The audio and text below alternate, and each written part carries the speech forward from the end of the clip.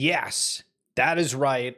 We are back. We are live. We're excited. It's Fri-yay. Remember, if anybody tells you happy Friday, clarify that it's Fri-yay. Welcome to 2026. Welcome to the show. If you've never been here, what's up? My name is Schiller. We go over a bunch of different headlines. First of all, the one that's not going to matter at all, but these are the things that get like recycled all the time. I've seen like 13 different variants of this, and if you've been watching the stream, we bring it up all the time. The 5 so-called collectibles nobody wants to buy anymore in 2026.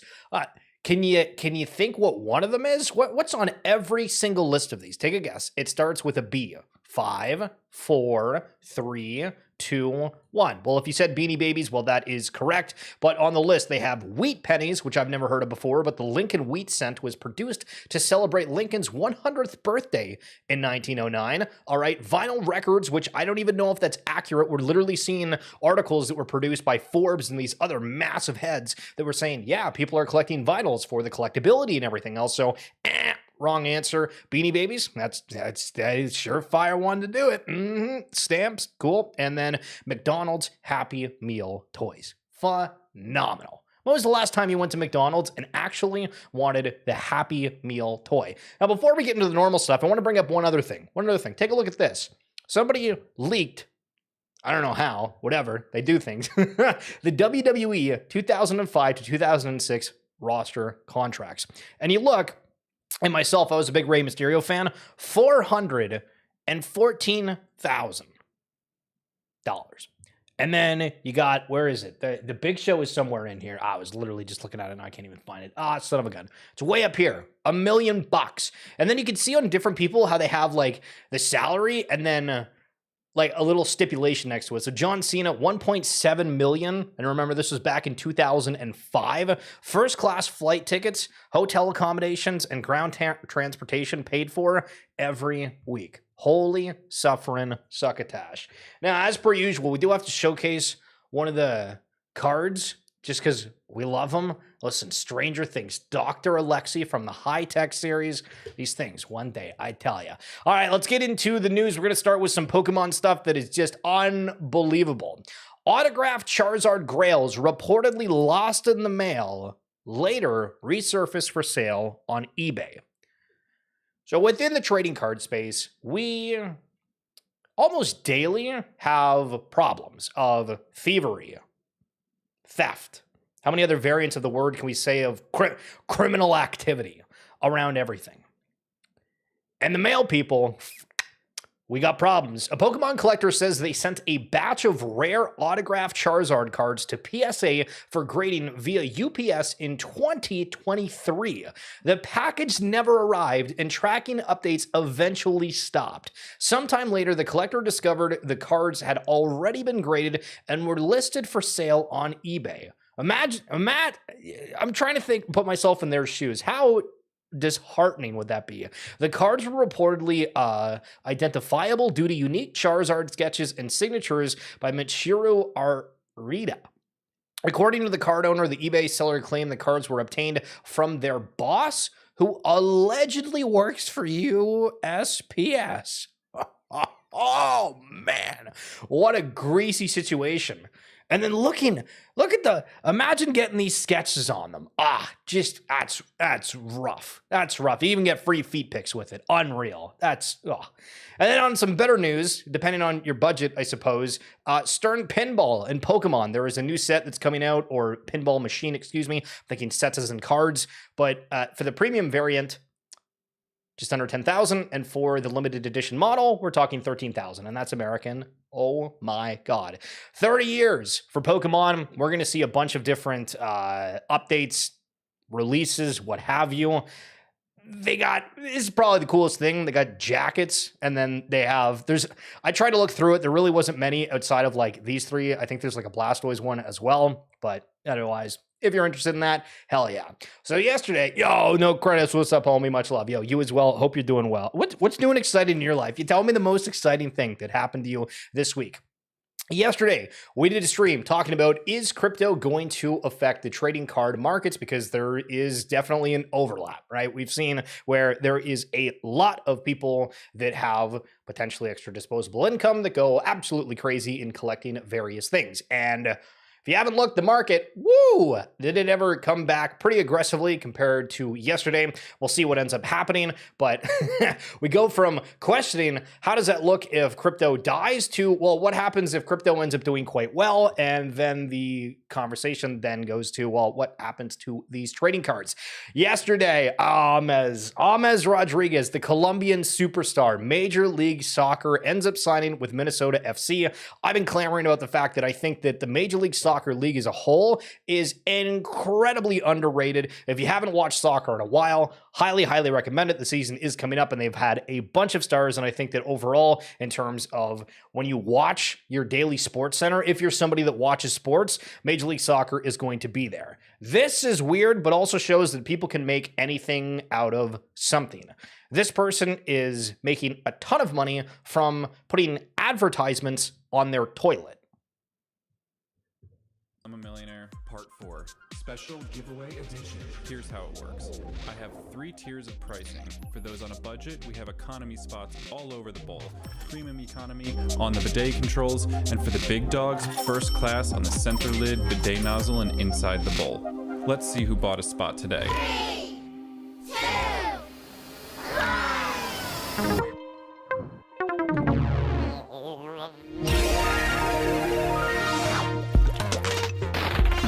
Let's go Doodles. This is a viral entertainment company who makes original content, music, and premium collectibles, including this sweet vinyl figure, and they're gonna give away 3 of them for free to random people who tag another brand in the comments. They spent $1,500 on their ad, bringing the total amount remaining to $994,500.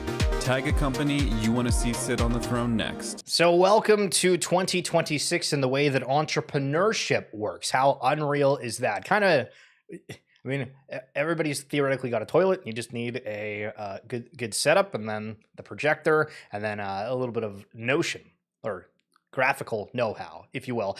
No credits. Tribe Called Rex is going to change the NFT realm. I saw our web app this week. Swap clothing and update. Oh, hell yeah. Glad to hear it. Glad to hear it. And again, thank you so much for coming on through. So a little bit of a story time here for a second. Back in, I don't even have these spread out the right way. Back in, I don't even know what year, 2021, 2022, I decided I was going to get into some card breaks for the first time in my life. I've heard about it, I've seen them, but I never participated. And there was actually a guy that was hanging out in my Discord, as these cards are not coming out the way that I anticipated. There we go. And amongst that, they had Pokemon and a whole bunch of other sets, but they brought up randomly, hey, did you want to get into a break for Dragon Ball Z? And I am somebody who has never watched Dragon Ball Z, so I'm going to show you some cards in a second. But apparently they're doing a pop-up tour in 2026, which obviously is this year. And Digimon, people are talking about that. And yes, I've brought it up occasionally here and there, but I didn't know if that was actually going to be the case, but I'm starting to see that percolate a little bit. We are seeing a ton of people. You like one post. This is the problem with X, right? And maybe it's a good thing, but you like one post about a subject and then your entire feed turns into it. So I like to post about Dragon Ball Z, and then I was like, oh, okay, I've now been introduced to the entire crowd around that. And so as a part of that, situation back when, there was a couple of Dragon Ball Z cards that I have literally no idea how much these things are worth. Even on the camera angle. Oh, there we go. That works. So if you are familiar with Dragon Ball Z at all, and if I'm sitting on the Grail of Grails, I've seen like the first episode, and that's about it. And that's a Pokemon. That is not even what we are attempting to talk about. But I mean, when you have all these things, this is what I keep going back to of like, how do you learn it? Do I want to play this? I don't even know what side of the card I'm supposed to look at for half of these as well, but they look phenomenal. So if we're just saying we like the art and we're somewhat familiar with the brand overall, that's really all that matters, is it not? So does Dragon Ball Z end up having a comeback amongst all the other collectibles that we've seen within the space? Well, maybe. And I do recall back when I used to go to the store that was local to play Magic the Gathering, there was a night that they did Dragon Ball Z, and there was a group of, I want to say about 10 people. Magic the Gathering had like 30 plus most of the time, but there was a good cluster that was interested in that. So Chimpers, an unboxing video right quick. What do we think of this? What is it? Ba-da-ba. Okay, yep. Nice. Nice. So they have these different collectibles, keychains, and plushies, sort of, in a way. And that's another brand within the digital collectible space. And that's one of the biggest focal points, I think, throughout 2026 is what happens between these companies that have insane nostalgia that everybody's familiar with, the Pokemon, the Dragon Ball Z, the Digimon, versus these new and up-and-coming collectibles that were birthed through the blockchain crypto universe. Now, immediately, some people are going to be turned off from that discussion as a whole, and that's okay. But just imagine for a second that it's just a different way of a company starting, because if you think of how something begins, well, somebody has an idea, they have to go through 605 ways to be able to figure it out, maybe get funding, and for a couple of these, realizing, hey, you know, the market's really hot for digital collectibles. Let's get into it. If you have a team that can go through it, there is a ton that don't exist anymore, but there's some that are persevering and kind of have amalgamated a massive community of people within that space. And one thing that I've learned after kind of navigating and joining all these different communities in that world is in the nostalgic or traditional hyped up, well-known IPs and brands, oh my God. The difference in sizes of community is insane.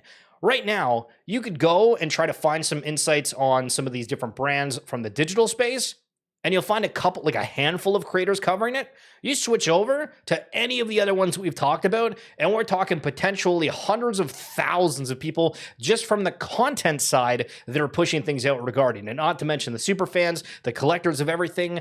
And is there a point where we have too many options? And I don't think so. Honestly, I think that one of the realizations as well for myself is look at what we've covered over the past several years. It's all over the place. Now, certain things, yeah, okay, I've taken a bit more of an interest into, but realistically, like, there's too many things to not sort of have a split interest. Now, at periods, you'll probably go through, all right, I'm a super fan of this, I like this, well, maybe I don't care about this anymore. But I think generally, optionality is the best thing in 2026, and we should really appreciate that aspect. And with appreciating things, did you think that Cinnamon Toast Crunch, the cereal, would be getting flipped as a collectible?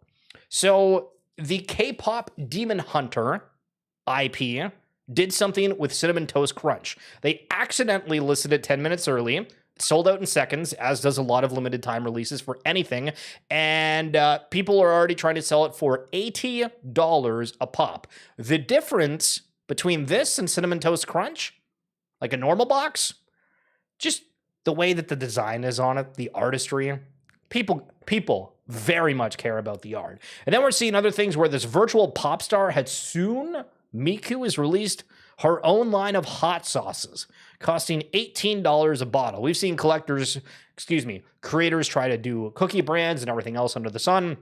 Just like the K-pop side of things, well, everybody is launching some sort of project or product, which I saw Giannis Antetokounmpo partner with like one of those prediction markets. I don't know. It just felt so weird seeing that post a minute ago. It really did. Okay, deep breath. In the card collecting space, there has been an unbearable uproar about how breakers are getting fed loaded boxes. New card vault opening. Austin Genty comes by to the opening.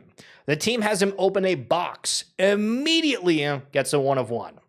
Nah, these things are getting juiced to the nines. So did he go to the store? Did he go from a breaker? These are the questions we have to deal with. Now, if you're Canadian, this is starting to pop up on the timelines with the Olympics. And I think the opening ceremony, or at least like the athlete walkout, was a little bit earlier today. And this is what it used to look like in classrooms, where they used to bring up sporting events happenings of sorts. I sort of forgot that was even a thing. And I do recall when there was different years where we went from the chalkboard to having like a marker on the whiteboard to then having these smart boards.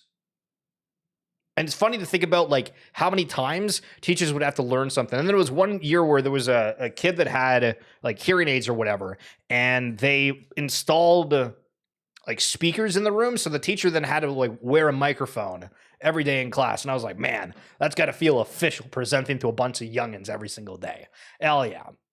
And Baldur's Gate Dark Alliance. So apparently they are creating a movie series. And my mind went back to Baldur's Gate Dark Alliance. This is a game that I used to play as a kid that I remember super vividly. And when I say that, I don't remember like specific characters or anything except for the fact that there was nonstop excitement. It was a medieval times type of vibe. They had a really cool like combat system, and with all the items, like it all felt like easy to get. The battles were a challenge. I think we had to fight some gigantic brain at a point that I thought was very, very weird. But if this gives you a little bit of a hit of nostalgia, we had a similar upbringing. And this is just to highlight how crazy the collectible space is getting, specifically around trading cards and obviously specifically around Pokemon, as we're seeing this on here. This is at a bowling alley in Utah. So are you wanting to go bowl or are you wanting to go and rip packs? And actually, that's something that I just thought of on the top of my head. So I've been trying to come up with, okay, how does it work to create like the most positive environment you can think of? All right, sporting events in the crowd, maybe, but those are also sort of expensive depending on where you are. Maybe you go to like a low-level hockey game, whatever, college, university, sporting event in general, if they don't charge for it.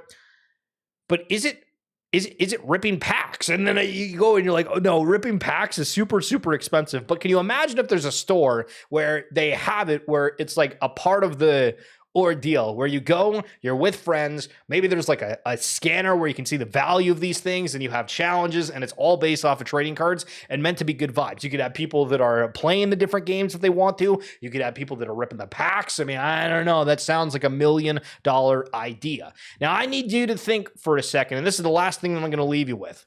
So I've been going and kind of scraping followers that I had that were inactive. And yesterday we went on an absolute tirade. I think it was one of the best streams we've done. Would love for you to check that out.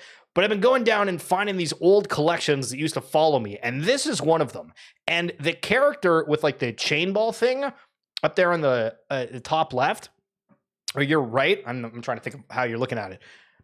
That's from Mad Max, right? What the hell are the other ones from? Are they just like random characters? Like I guess the one right behind me is Boba Fett with a weird t-shirt. But if these are all supposed to represent a certain brand or IP, I can't think of them. Maybe you can. But that's going to be it for this edition of XFeed. I really think that nostalgia as a whole, with what we're seeing, the arguments now have gone to Pokemon, One Piece, all of them are outliers. Nothing else is going to be able to do the same thing. And while I agree with that sort of notion, I think that we're looking at a very small subset of people are hyper obsessed with those two IPs right now, right? Right now, in this moment of time, those two are like the biggest, and trading cards have a huge, huge, huge role to play into it. But if you can get people to remember the joy and excitement from when they were growing up playing Baldur's Gate Alliance, watching the Digimon show, Dragon Ball Z, whatever it is, we're just throwing out certain names that are, you know, relatively well known. Nostalgia might be the greatest currency moving forward. That's it for me again. We got shorts, we got uploads, we got all that kind of stuff. Would love for you to check that out. And of course, we do the RWA SegMints podcast where we just did a episode with Dogtor from Gutter Cat Gang. So if you're wanting to find out about how LaMelo Ball was involved within the digital collectible space at a point, if you want to find out what in the heck happened with that brand, and if you're wanting to hear just a little bit of a story on the digital front, how these kind of came to be, that's going to be in the description down below here on YouTube, or if you're in my bio on X, you'll be able to find it there. All right, no credits. You're a gem. Anyone else watching? Appreciate you guys. Have a good one. Peace.